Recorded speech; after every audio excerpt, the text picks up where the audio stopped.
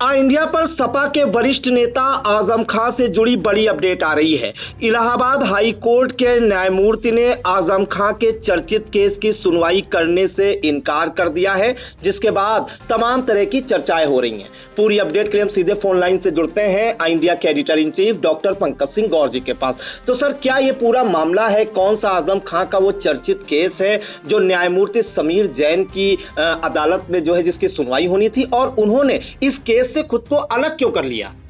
देखिए प्रांशु, आपको बता दें कि समाजवादी पार्टी के राष्ट्रीय महासचिव पूर्व कैबिनेट मंत्री आजम खान और उनका बेटा अब्दुल्ला आजम, जो कि अभी हाल ही में उनको सजा हुई है, सजा के बाद रामपुर जेल में बंद हैं। ऐसे में उनका एक मामला इलाहाबाद उच्च न्यायालय में चल रहा था। और आपको बता दें कि सपा के वरिष्ठ नेता पूर्व मंत्री मोहम्मद आजम खान से जुड़ी हुई इस वक्त की अहम खबर यह है कि इलाहाबाद हाई कोर्ट के न्यायमूर्ति समीर जैन ने आजम खान के केस की सुनवाई से खुद को अलग कर लिया है। ये बहुत ही महत्वपूर्ण जानकारी आपको बता रहा हूं।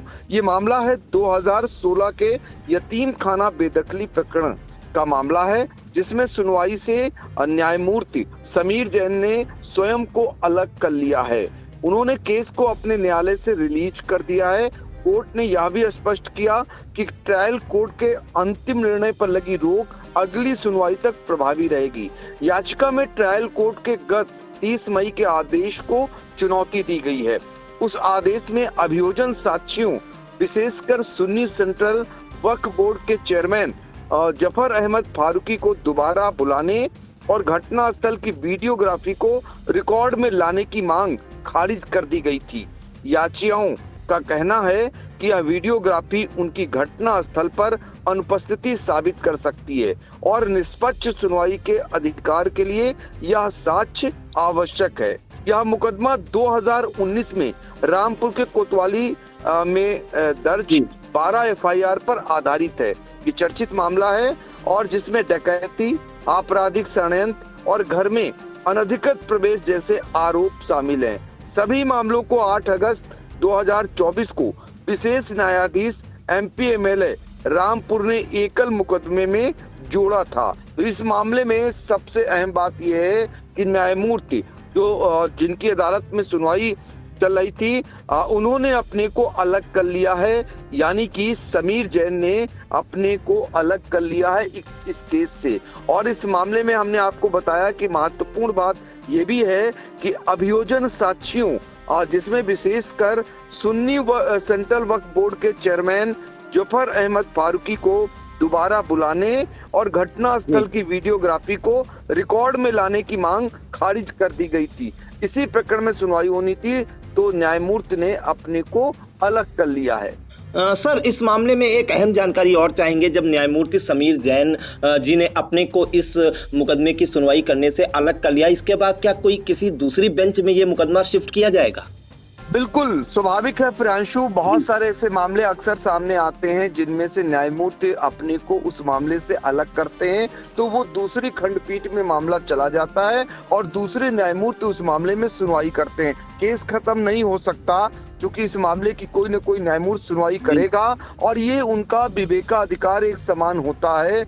वो इसकी अनुमति लेते हैं और वो खुद को अलग करते हैं। आप देखते हैं सिंगल बेंच से लेकर डबल बेंच, और कभी कभी जब 5 जजों की भी सुनवाई करती है, ट्रिपल बेंच की जब सुनवाई होती है, उसमें भी कई बार ऐसा होता है कि न्यायमूर्ति उस केस से अपने को अलग कर लेते हैं। अगर पिछले रिकॉर्ड में देखें तो कई प्रकरण ऐसे आए और सबसे ज्यादा जो प्रकरण चर्चा में रहा था वो अतीक अहमद को लेकर था।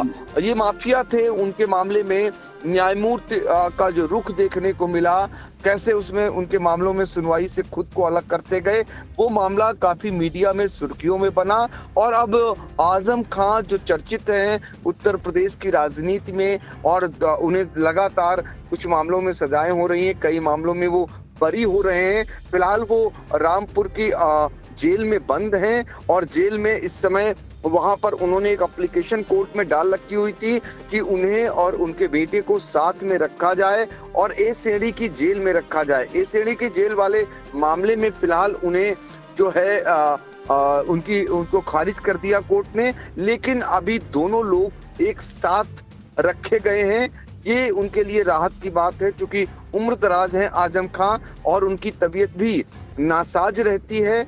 ऐसे में उनके लिए सबसे बड़ी राहत की बात यही है कि वो साथ में रखे गए हैं, क्योंकि 2 पैन कार्ड मामले में आजम खान और उनके बेटे अब्दुल्ला को 7-7 साल की सजा हुई है।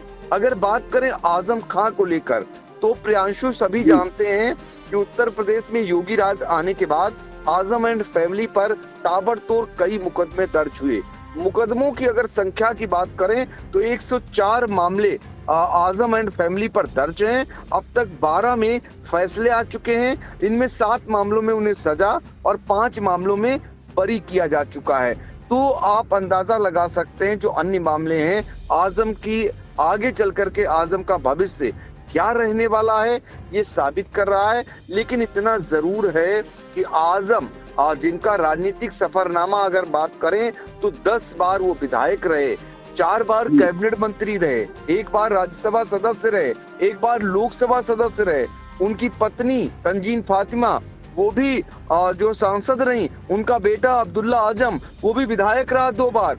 और जैसे ही योगी राज आया उत्तर प्रदेश में और केंद्र में मोदी राज का जो है स्थापित हुई, उसके बाद ताबड़तोड़ आजम एंड फैमिली पर एक के बाद एक मुकदमे दर्ज हुए और उनका इस तरीके से धीरे धीरे उन्हें जेल में डाला गया।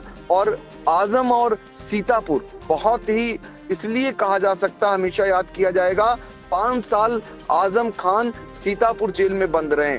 उनकी पत्नी तंजीन फातिमा भी बंद रही, उनका बेटा अब्दुल्ला भी बंद रहा है सीतापुर जेल में। तो सीतापुर और आजम ये ऐसे शब्द हैं कि रामपुर का अगर जिक्र होता है तो सीतापुर का भी नाम आता है। इस बार भी संभावना जताई जा रही थी कि आजम और उनके बेटे को लाया जा सकता सीतापुर जेल, लेकिन उन्होंने कोर्ट में एप्लीकेशन डाल रखी हुई है।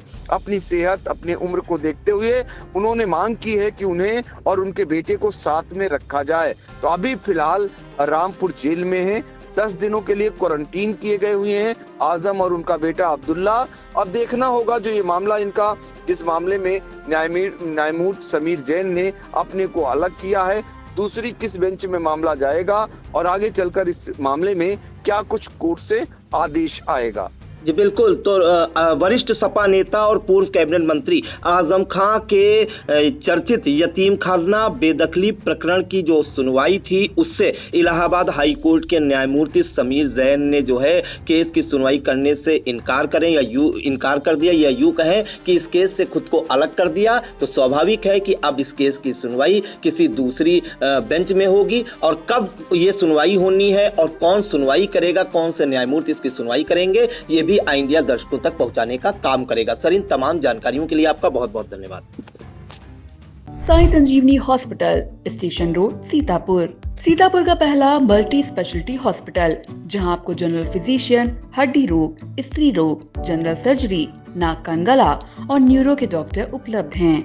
साई संजीवनी में आयुष्मान कार्ड धारकों का मुफ्त इलाज और टीपीए कार्ड धारकों के लिए कैशलेस सुविधा उपलब्ध की गई है। हॉस्पिटल में आईसीयू, वेंटिलेटर, बाईपैप व डायलिसिस की सुविधा भी उपलब्ध है।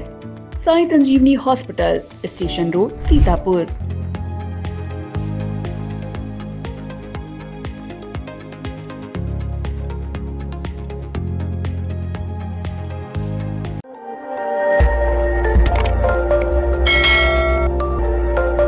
खबर आपकी, नजर हमारी।